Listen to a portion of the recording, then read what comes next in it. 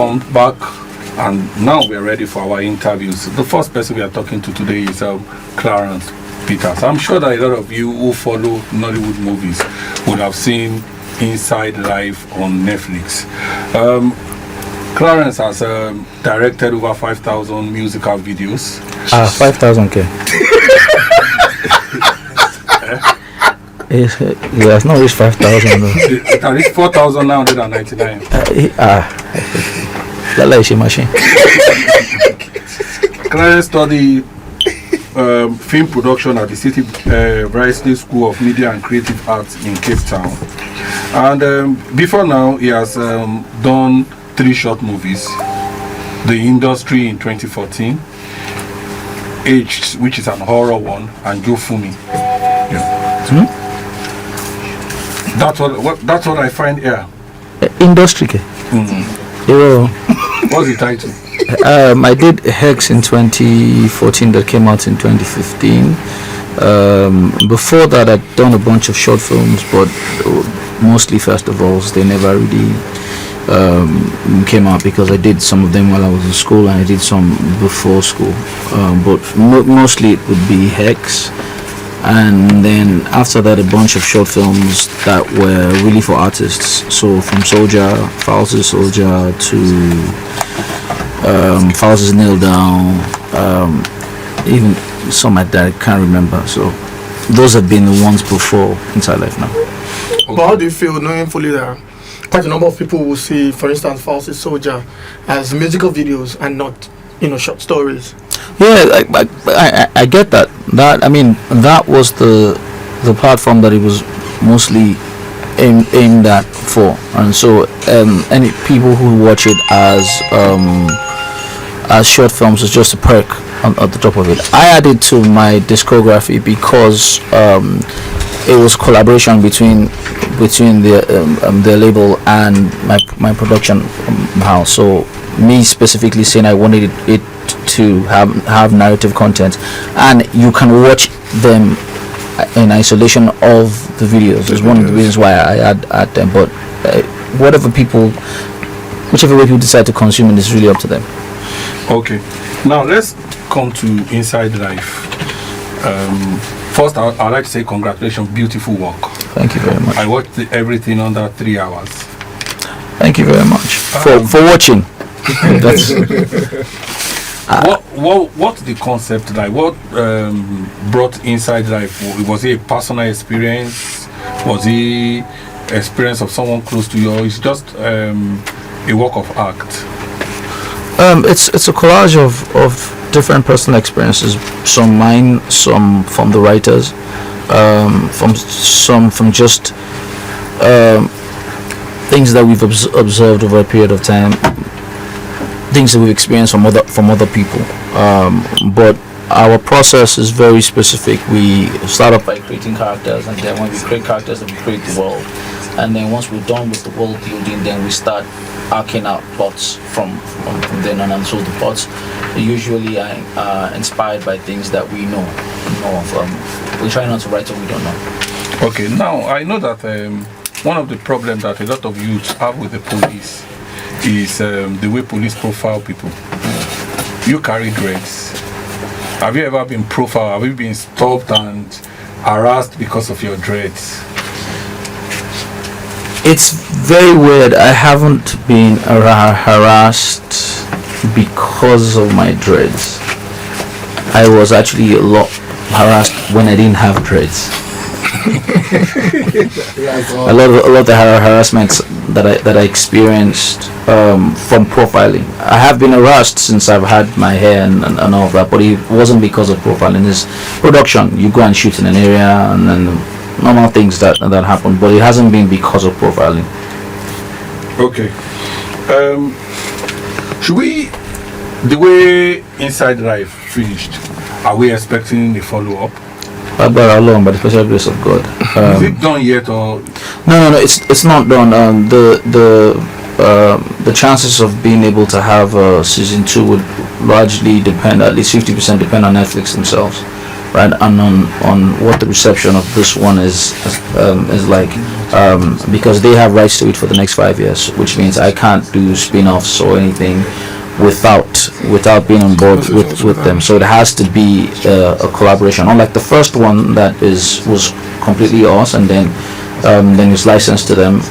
The next ones have to be in they have to be in the picture one way or another, right? Okay. So it's depending on that. Okay, I'm curious. I mean, you have a potpourri of different stories, life experiences, including yours, merged together into a series. Now, you need individuals, to actually give you that character, to bring that character to life. What was the casting process like? And when you casted, did you have people in mind like, oh, I've seen this person do a couple of things, I feel this person should do this? And were you directly involved? First off, the casting was done by God. All right, because I don't think I'm that smart. I keep saying it. I don't think I'm that smart. I don't think I'm that observant of being able to pick the people that finally meet the project. But I had worked with some of the actors before, especially the newer ones. All right, I've worked with them before, and I had seen with music videos, and I'd seen the fact that they have the ability of being able to pull the character off. Apart from them, the only person I had worked with before was Scarlett Gomez, right? Which we've also worked together on Hex, which was my previous shot, and a lot of music videos before, right? So yeah, that had mostly been. That's essentially how the casting went. One of the writers, who's also the AD, Tunya Chukura, was also very active in the casting process. Right, she was definitely an asset in that. Okay, now in seeing the series, I saw some very unusual casting. Well, I saw Gabriel. Gabriel was fantastic. Gabriel played only, I think, one or two scenes. One scene, and that thing still keep spinning on my head. The way he delivered on the road was so believable, and then the special effects on his face was fantastic. I saw Jigon. You understand? And these are people that you rarely see on this kind of project, apart from Gabriel. And the way you picked your cast, I'm still curious. Did you use a casting director, or do you watch a lot of Nigerian movies? Maybe I think if I watch a lot of Nigerian movies, it'll have affected how I casted. I don't watch as much as enough to be able to pick actors. So I mostly, the casting seemed to be as transparent as possible, is based on who can perform, who could interpret the character. And interpretation of the character also comes from who's ready to put in the work. Right, some people have the ability to do it, but on the day they're just not ready to put in the work. All right, so the first thing I always look for with actors, even if you don't seem like you're perfect for the role, I know that you are committed enough and you believe in the project and in me enough to be able to give me 150%. All right, and then we would build up from there. The world knows that your parents are entertainment inclined, and is a fusion of both music and film, and now you've done exceedingly well with music without necessarily singing. I mean, you co-own a record label, you do music videos, a number of music videos, such that you've been able to stamp your name on the industry. And I keep wondering, would it have been right if you do any other thing for you? If I do any other thing? Outside entertainment, outside anything that has to do with the arts, with creative. Would it have been right? Do you think it would have been right for you? I don't know how to answer that question. I don't know how to do anything else. So maybe that's where the problem is. I wish I knew how to do other things. Maybe being in the oil industry so I can be rich. Alright, I'm not being this Atarabara industry that we're in, but alright, so I literally was born into it. I don't know. I always say that if they ban it today, it's clean up with that. I don't have to do anything else, right? But as I get older, I find out that the beautiful thing about filmmaking is the only art form that combines every other art form. So I have picked up a lot of knowledge about other things, especially now that I'm starting to have conversations into how to pull other things and make them service what it is that I do. Right? Like, people think about entertainment as, oh, it's the music that you hear, or or radio and all of that, and no one ever. The business of of film. Let me be more specific. Of film is an ecosystem that inculcates everything else. So there is fashion in film, there is woodwork in film, there is hospitality in film, there is financing in film. There's all of these. There's no business that you can think about that doesn't exist in film. That film doesn't. If film doesn't lend itself directly to it, it lends itself in PR, in marketing of those things. So if you're a filmmaker, then you essentially can do every single kind of business that there is, right? Because of that. There is a question I'm curious to ask you. You had that big series with a lot of cast, and you have a very talented mom. Why didn't we see Clarence Shukura in that movie? Then apart from that, have you ever directed her in anything you've done? Once. I ran away from it for a very long time so that I wouldn't fight. All right. I shot something that was also narrative work for Yemi Alade. Okay. And that's the only time I've worked with her. It was a good experience, right? Because normally artistically we seem to remind me what it means to be a professional. All right, because when they come on set, I am the director, and they deal with me as the director. All right, and the way they lend themselves to the job really makes me understand that they are really pros at what it is that they do. There's no ego there. This is for the sake of the characters, for the sake of the stories, for the sake of the set, right? My mom not being in Inside Life is, you will need 2 hours for us to have that conversation. I don't think we can have because it's complicated, and that's all I can say. She was. Okay. All right, she was. And she actually casted Zakoji for the role that she specifically said. I had someone else in mind, and she was like, no, that Zakoji is probably the person that would be able to, based on what she knows that I was trying to achieve, right, that Uncle Zak would be the best person. Yes, he did. So she deserves to be paid for being a good casting director. My brother, let's move to your next question. The next question is, you've never directed a musical video by your dad. This one is easy to answer. Maybe we should go and write a petition to him. It's not me. Okay. So it means he hasn't approached you yet. Music video for him. Yeah, we've spoken about it. But it's one of those things that we talk about it and it just won't happen.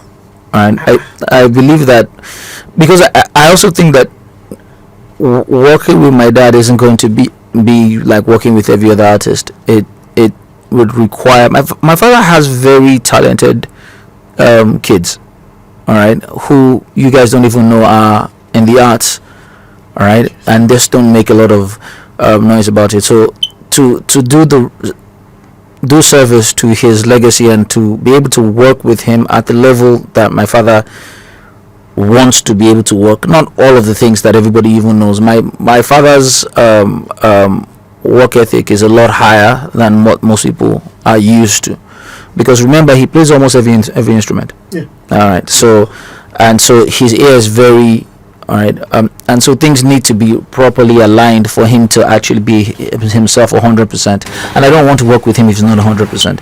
All right, so it hasn't balanced or aligned out yet. So it's probably it would happen one of By the the days. special grace of God, God should give him life and give all of us life. Go So write it yeah. down. We are doing it very soon. My next question is this: I knew that about 3-4 years ago, you had an issue with the police.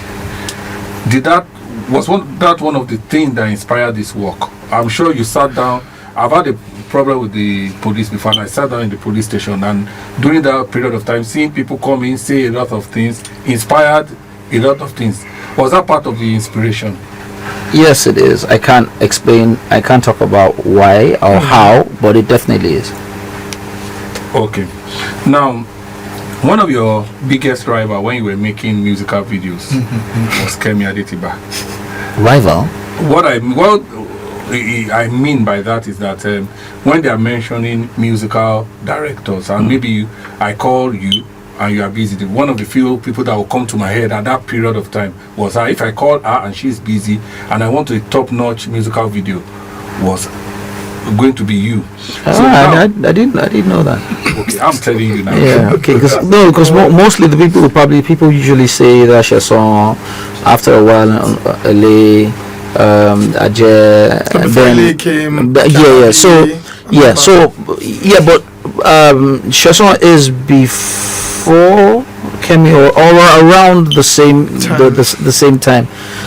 Kemi's clientele and my clientele never really fused together, because Kemi's style, especially when it comes to music videos, was very poignant, but it has its unique style. You know, now with music videos, back in the day, when you had a particular type of sound, right, there were people that you would call that you know specifically because this is what they did, like the Geckos with VFX and all of that.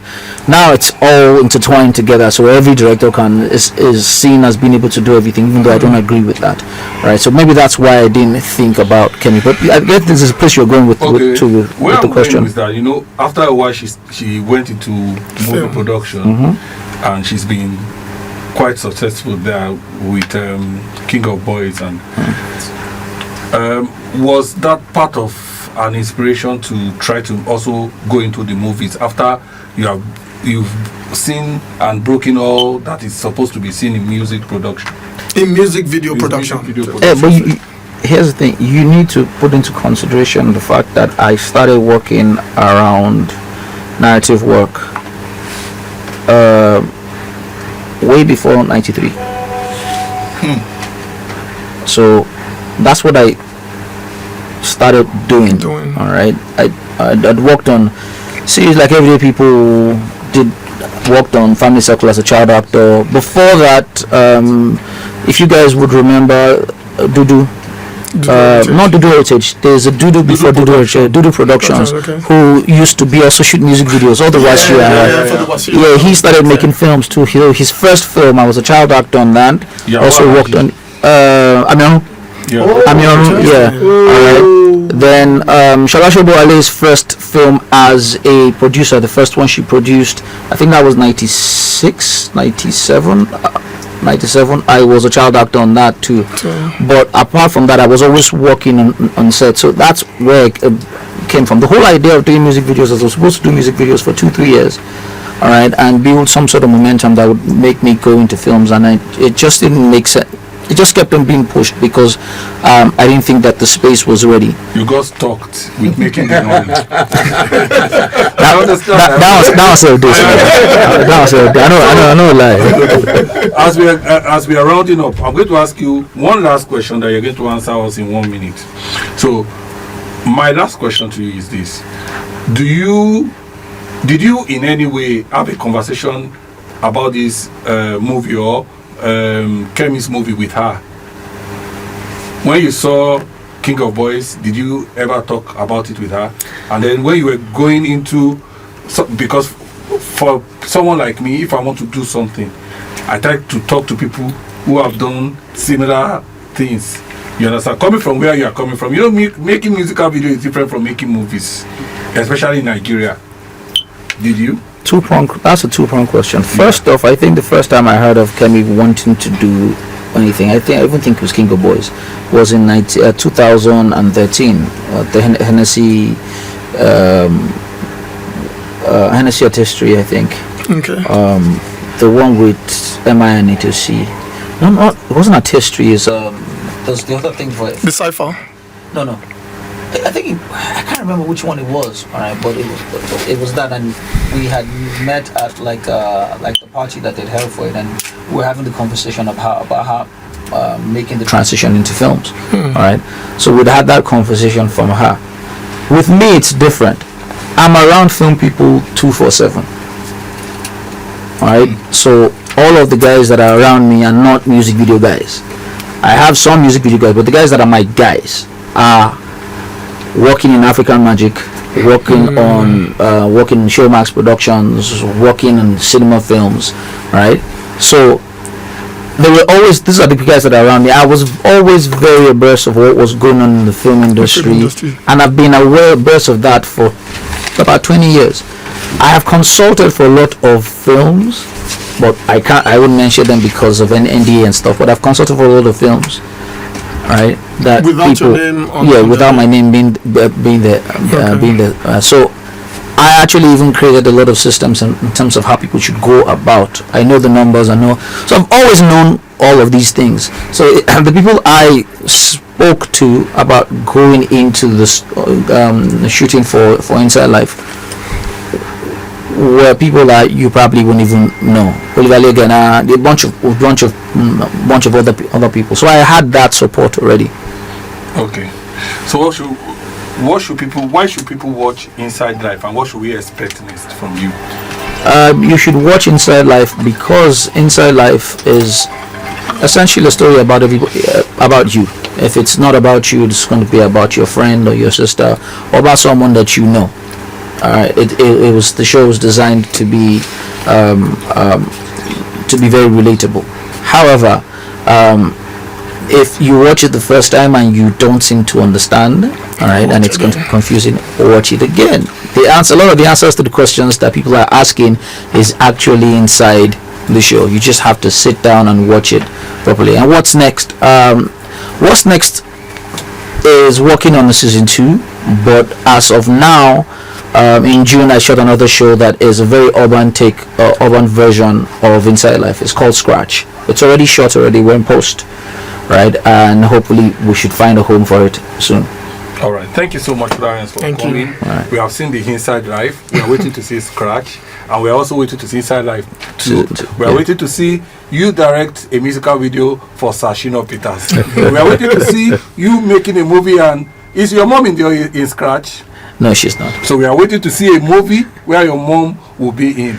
Thank you so much for coming, and thank you for having Inside Life, because I enjoyed it and I know a lot of people enjoy it. Thank you for having me.